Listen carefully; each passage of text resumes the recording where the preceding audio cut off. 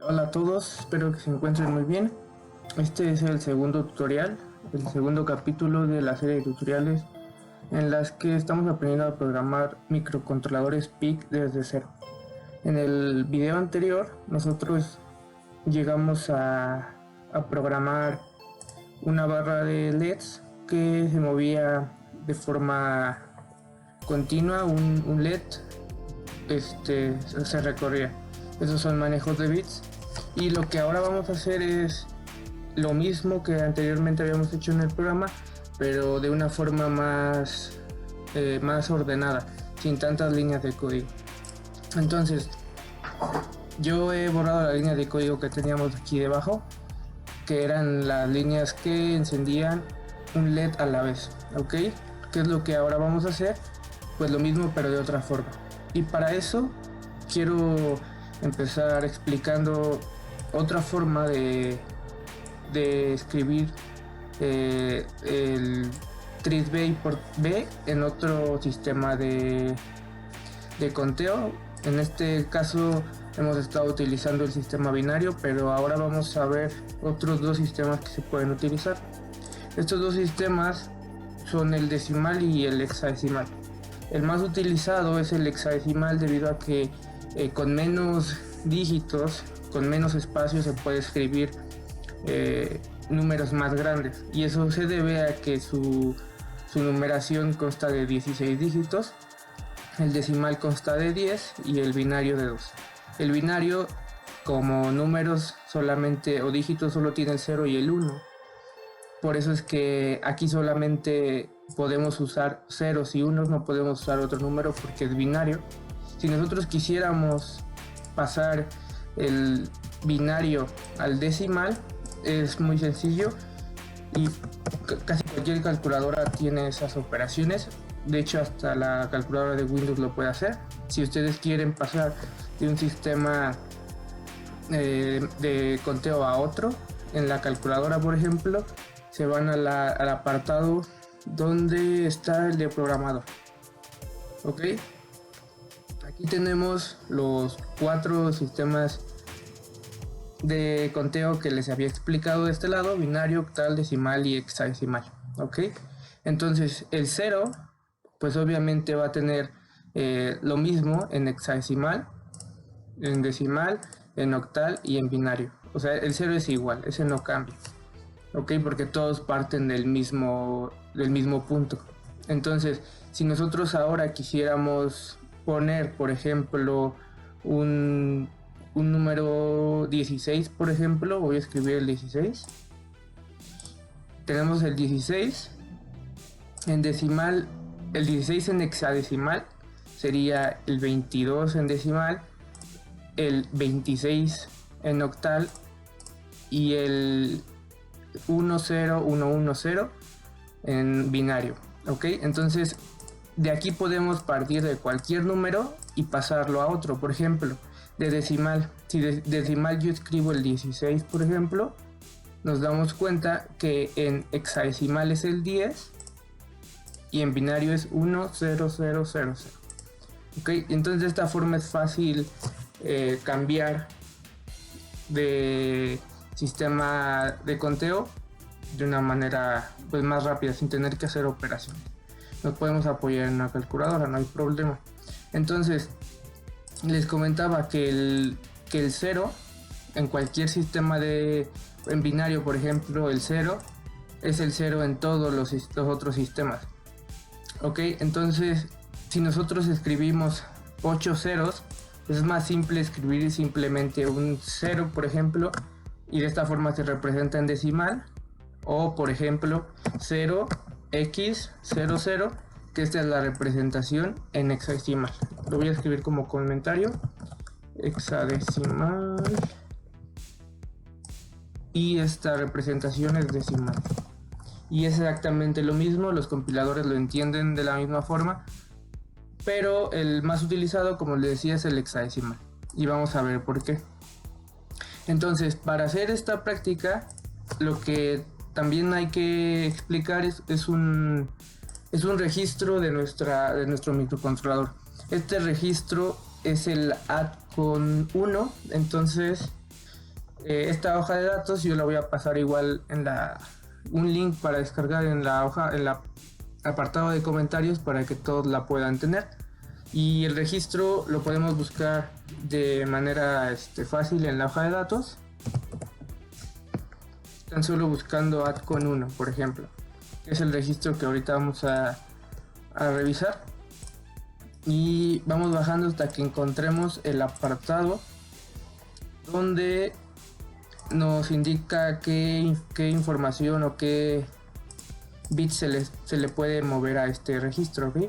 Si se dan cuenta, este es el registro Adcon 0, pero seguimos buscando porque necesitamos el Adcon 1. Este es el Adcon 1. Entonces, ¿por qué les digo que necesitamos modificar este registro? Porque, como les decía igual al inicio, desde el primer tutorial, los microcontroladores tienen diferentes funciones. De hecho, aquí podemos notarlo, que por ejemplo RB0 tiene la función AN12, que significa que puede ser utilizada como entrada analógica, y al tener RB0 puede ser utilizada también como entrada digital, ¿ok? Estas son dos funciones que ahorita vamos a ver. También tiene IN0, que son para interrupciones, SDI y SDA, que son para comunicaciones en I2C, por ejemplo. Entonces, los que ahorita nos importan son RB0 y el AN12 que tiene. Que, como les decía, uno sirve para ser utilizado como entrada digital o analógica. ¿Y por qué es importante decirle al microcontrolador si va a ser utilizado como entrada digital o analógica? Porque de otra forma no va a funcionar correctamente. Porque una entrada analógica, el microcontrolador no la va a entender si está configurada para digital o viceversa. Ok, entonces de aquí vemos que este microcontrolador tiene de AN0 hasta AN12 como entradas, y estas entradas pueden ser modificadas para ser analógicas, donde las analógicas son representadas con una A, o como digitales, que son representadas con una letra D. Ok, los registros del 7 al 4 son modificadas solo si se están utilizando entradas analógicas. Ok, y una vez modificados estos registros, al microcontrolador se le especifica qué bits van a ser utilizados como entradas analógicas. Entonces, si en nuestro caso ahorita solamente vamos a estar utilizando salidas digitales o todo como salida, que es lo que dice la D, que puede ser utilizada como entrada o salida digital, entonces nosotros tendríamos que utilizar esta opción que nos da el microcontrolador. Ok, si nosotros no configuramos esto, el microcontrolador puede confundirse y no sabe en cuál de todos estos casos va a entrar. Por eso es importante configurarlo, porque puede que algunas se estén tomando como analógicas, y en ese caso, si nosotros las queremos utilizar como salidas, no van a funcionar. Entonces hay que especificarlo, y para eso el registro Adcon 1. Entonces, como les decía, del 7 al 4 son registros que solamente se utilizan si vamos a estar utilizando entradas analógicas, ¿ok? Entonces podemos ponerlos en 0, del 7 al 4 los podemos poner como 0, y yo voy a empezar a escribirlo de esta forma. Adcon 1, igual vamos a ponerlo primero en binario, sería 0B, y los primeros 4 registros, 4 bits de ese registro Adcon 1, quedamos que íbamos a ponerlos en 0. Entonces los primeros 4 son 0. Los siguientes 4, esos son los que definen quiénes van a ser entradas analógicas o entradas o salidas digitales. En este caso quedamos que íbamos a utilizar esta opción, en la que todas van a ser tomadas como digitales, entradas o salidas digitales, y se ponen 4 unos. Entonces nosotros escribimos acá 4 punto y coma. Ok, de esta forma nosotros ya tenemos configurado nuestro microcontrolador para que todos los AN del AN0 al AN12 sean utilizados como entradas o salidas digitales. Entonces les decía que hay otras dos formas en las que se puede utilizar, se puede escribir este número está en binario. Si nosotros regresamos a la calculadora y escribimos ese número, que son 4 ceros, 3, 4, escribo los 4 ceros, pero al final no aparecen porque los 4 ceros a la izquierda en cualquier sistema de conteo van a ser despreciables, pero los últimos 4 sí son importantes. Entonces, ¿qué significa esto? Que en binario se pone 4 ceros y 4 unos, que era lo que teníamos de este lado. Si nosotros queremos pasarlo a hexadecimal, sería una F. Entonces esto es similar a en hexadecimal ponerlo de esta forma, 0x F, aunque siempre es recomendable rellenar los espacios vacíos con ceros para que se vea más ordenado. Entonces podríamos utilizar que es un poco más largo, o utilizar esta forma que es en hexadecimal, o la otra es utilizar la decimal, que sería 15, pero como les decía, esa no es muy utilizada en programación, más refiriéndonos al manejo de registros. Por eso es mejor utilizar hexadecimal o binario, ¿ok? Entonces cualquiera de estas dos va a funcionar. Entonces, ahora recuerden que lo que queremos hacer es recorrer un LED en toda la barra de LEDs, como lo hicimos en el tutorial pasado. Y para hacerlo ahora de una forma fácil, vamos a hacerlo por corrimiento de bits.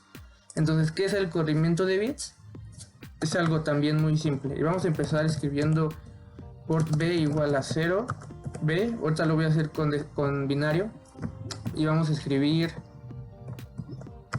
esto. Serían 2, 4, 6, me falta uno. 7 ceros y un 1. Donde este 1 recuerden que es RB0. Y RB0 pues sería el primer LED, ¿no? Que en nuestro caso sería el de hasta arriba. Entonces, ¿qué significa corrimiento de bits? Que este bit que está en 1, nosotros queremos que se recorra hacia la izquierda para que en la siguiente acción que haga el microcontrolador, este bit de aquí ahora pase a estar, por ejemplo, de esta forma, y en la siguiente línea que pase a estar de esta forma, y luego de esta forma, y así consecutivamente, y que recorra los 8 bits de una forma más fácil, ¿no? Entonces empezamos con el bit de este lado, y el corrimiento de bits se hace de esta forma, donde podemos poner port B igual a port B y este símbolo de aquí, que es como un menor, pero en programación esto significa un corrimiento de un espacio o de un bit, en este caso hacia la izquierda, porque estas flechas apuntan hacia la izquierda. Entonces, ¿qué va a hacer estas dos líneas? Este bit de aquí lo va a pasar al que está a su izquierda, y como es un while y esto se va a estar repitiendo, lo va a hacer consecutivamente. Ahora, recuerden que necesitamos delays para poder observarlo, porque son LEDs, y si no los ponemos no vamos a poder ver lo que está sucediendo. Lo voy a ejecutar así en nuestra simulación y vamos a ver qué pasa. Entonces, empezamos de esta forma. Toma un delay para poder ver el primer estado. Recorre el bit una posición, toma 100 milisegundos y regresa a esta línea. Aunque si nos damos cuenta, si lo ponemos de esta forma, siempre va a estar regresando a esta línea y no vamos a ver todos los corrimientos. Entonces esto lo sacamos del while de esta forma. Al sacarlo, el primer estado va a estar aquí, y después entrando al while va a ser el recorrimiento, y lo podemos sacar con todo y el delay, ¿ok? Entonces el primer estado se hace fuera del while y luego lo va a hacer dentro del while. Compilamos para ver que no hay errores. Regresamos a nuestra simulación. Yo ya tengo el programa aquí cargado. Recuerden que se le da la carpetita, buscamos el código y metemos el punto .exe. y yo voy a correr la simulación y vemos qué pasa. Si se dan cuenta, lo voy a volver a correr. Hasta ahí queda. O sea, se hace el recorrimiento pero una sola vez.